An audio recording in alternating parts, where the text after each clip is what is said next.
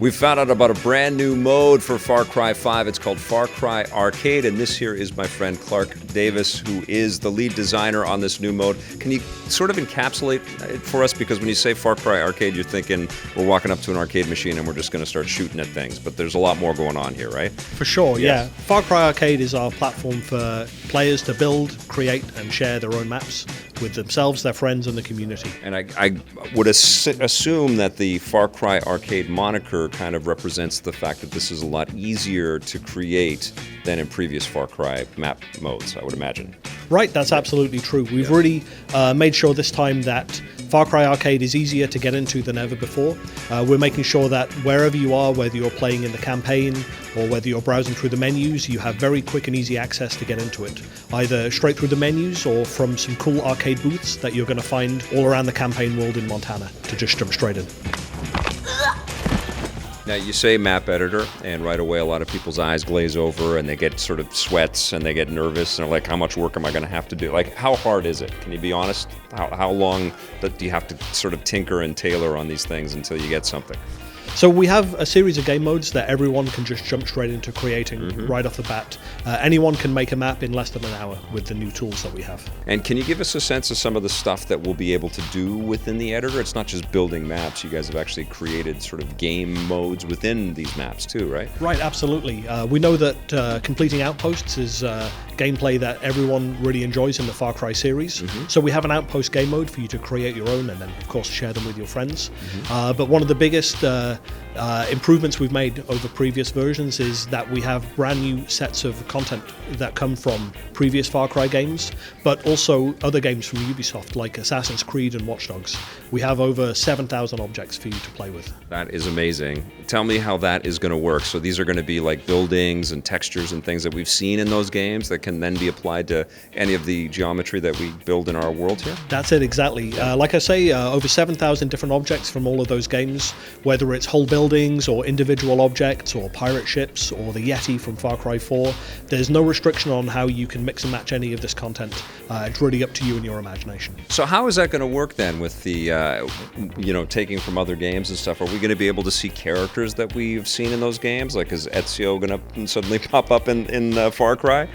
Right now, we're really focusing on a lot of content from Far Cry 5, as well as looking to those like buildings and objects from other games. So from Far Cry 5, you can expect to see a lot of the different characters, the enemies, the civilians, and so on.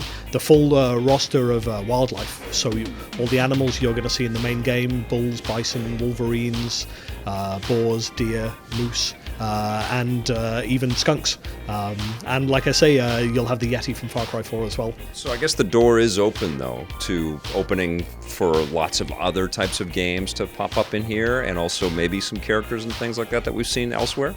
So after we launch the game, we're really going to look at all of our opportunities to see what new packs of content we can bring in. There's definitely some surprises we have that we're not quite ready to talk about yet.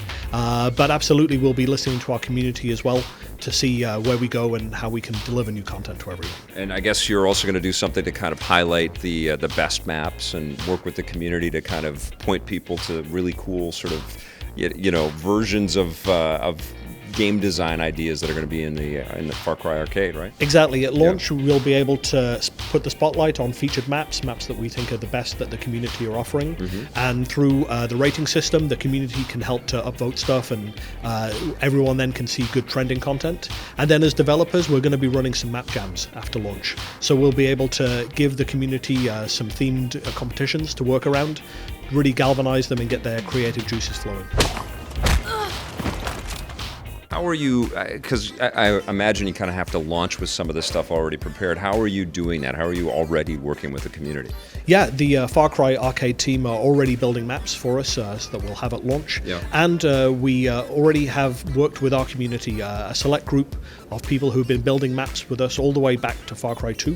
We have a really good relationship with them, and we even brought some of them into the studio a few months ago to introduce them to the new tools and the new content, and to give them a chance to build some maps ahead of time. Are you also going to build in like a small single-player sort of campaign to kind of walk us through how some of the maps could evolve? Right now, what we're really focusing on is what we call our shared progression system. Yeah. So what we really want to make sure is that people who can jump in and out of the campaign at any time can be well rewarded and to see that their time is equally valued by being spent in Far Cry Arcade. So all of the things that you can win in the campaign, money, clothes, vehicles, weapons, are fully usable inside the arcade and vice versa. And then what are you going to do with the, the extended content later on? Are you guys thinking of these as content packs that people, like map packs basically, that people will pay for? Or is it going to be, you can earn them through play, or how are you sort of shaping that? Well, we really want the map-making community to not be restricted at all in what they can build for us. Yeah. So with maps and map objects, everything that we launch with is completely free. There's absolutely nothing to be paid for there at all. And as we move forward, right now there's no plan to charge for any of our map packs. Again, we're really looking to listen to our community and take their feedback on board as we continue to add new features and new content after we launch the game. So people will be able to play PvP, some cooperative missions that they design, or single-player campaign type missions, basically anything in this. Exactly. Like I say, for the first time, we've really managed to bring together all of the different game modes that we had separately in previous versions of this feature. So for the first time ever, you're going to be able to play multiplayer games, single-player and co-op maps, all in the same time. Did you guys think at all about maybe doing some third-person kind of work with the map editor? Is that a possibility with Far Cry Arcade? Well, Far Cry is, of course, traditionally a first-person game. Yeah. That's where our focus is, absolutely, for now. But what we do have is an avatar customization system where you can get clothing items and show them off in co-op and in multiplayer modes. And in the menus, you'll be able to see your character in third person. What would be a dream for you that a player from the community does with Far Cry Arcade? What are you hoping to see when people get their hands on this? I think the real proof of the system has been how much variety people have managed to get out of it. When we look back at what was done in Far Cry 4, people created maps with so much variety, things we'd never thought we'd see from a Far Cry game.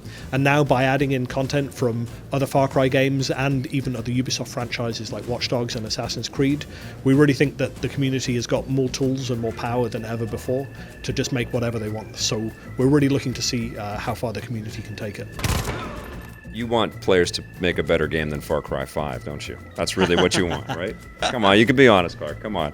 What can I say? I think the best thing is that you can create experiences in the map editor that are nothing like you've ever seen in Far Cry, and there's absolutely no restrictions on the content.